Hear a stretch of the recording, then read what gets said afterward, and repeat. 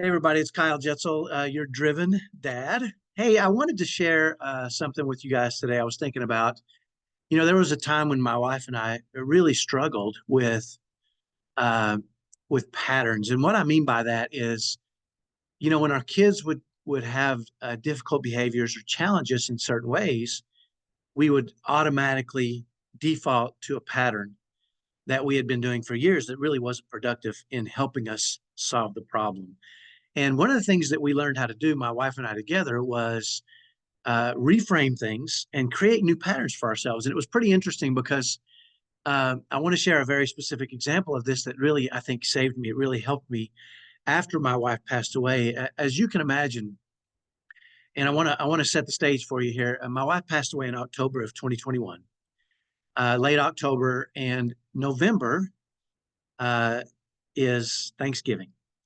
And I found myself after 30 years of marriage to my wife being alone in a Walmart shopping for a Thanksgiving turkey. And I was, as you can imagine, I was shook. Um, I'd never shopped for a turkey before. I mean, I was married to my wife for 30 years.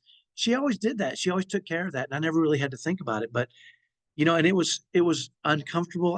If you've experienced a tragedy like this at all, or a circumstance where something just dramatic, overly dramatic happens in your world, you find yourself in this cloud. It's like you're floating in these clouds, and it's kind of an out of body experience. It's very uncomfortable.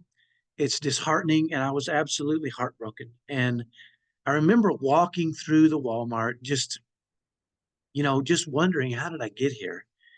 And I'm so alone and I don't know what I'm doing. And I was just disheartened.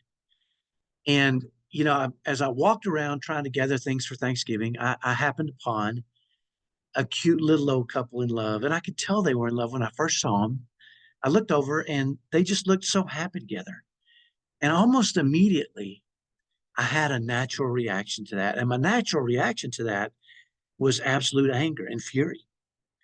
In that moment, I realized I was not going to be able to grow old with my wife. And that was something that I wanted to do. I wanted to be that couple who walked around together holding hands and loving on each other just at Walmart. And I remember seeing them, and I was surprised initially by my reaction because it made me so angry. I had rage. I remember thinking, this is so wrong. It's just, I can't believe this is happening to me. But I had rage tears running down my face. And I looked down at my hands and they were balled into fists. And I knew that this was just a natural reaction to this happening. And I was unprepared for it. And I remember I knew that my reaction to it was not right. It was not something that was going to be healthy or helpful for me long term. So I remember just leaving my basket where it was. I went out and just sat in my car. And I knew I couldn't go home in that state because I got 6 kids at home.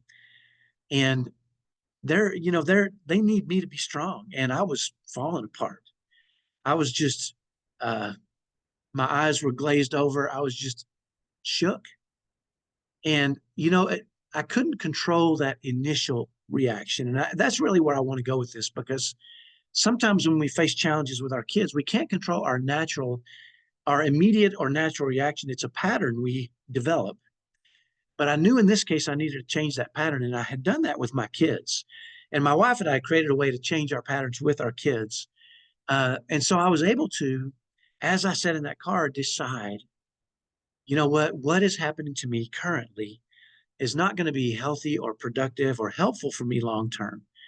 And I needed to reframe seeing cute old couples in love and figure out a way for it to add joy to my world. And I knew it wasn't going to do that if I kept living in the pattern that I currently found myself in. So, I decided, I took some time and composed myself, and I decided that the next time um, I saw a cute old couple, if I felt compelled and if they looked like they were approachable, I was going to approach them and just tell them, you know what?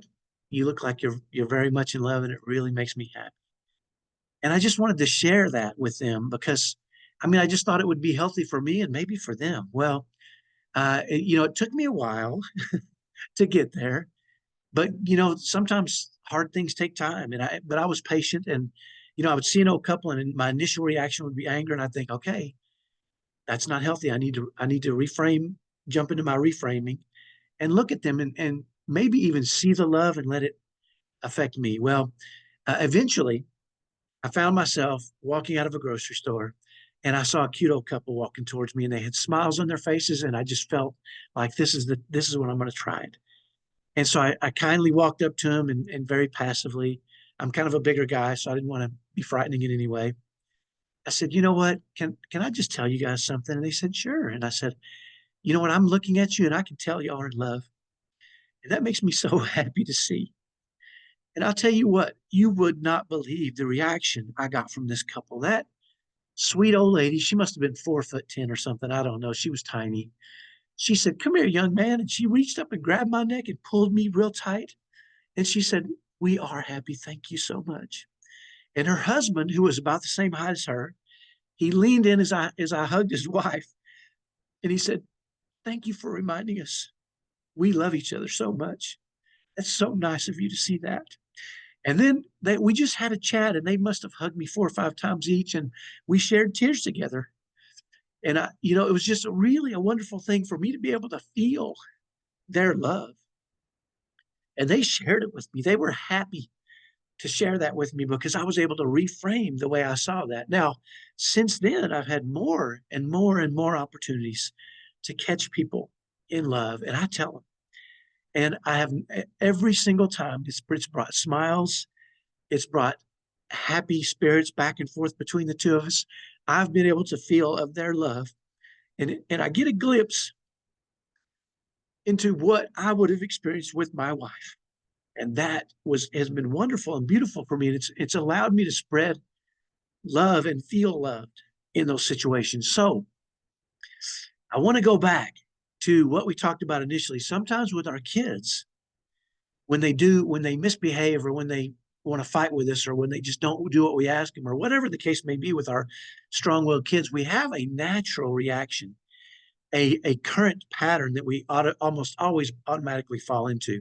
I challenge you to write down what that pattern is, and to say, I'm going to create a new pattern. And as you create this new pattern, it's going to take time and it takes practice, because we fall back into our old patterns very consistently. But try those new patterns on your kids, and they should always be guided by, we've talked about this before, in a spirit of love.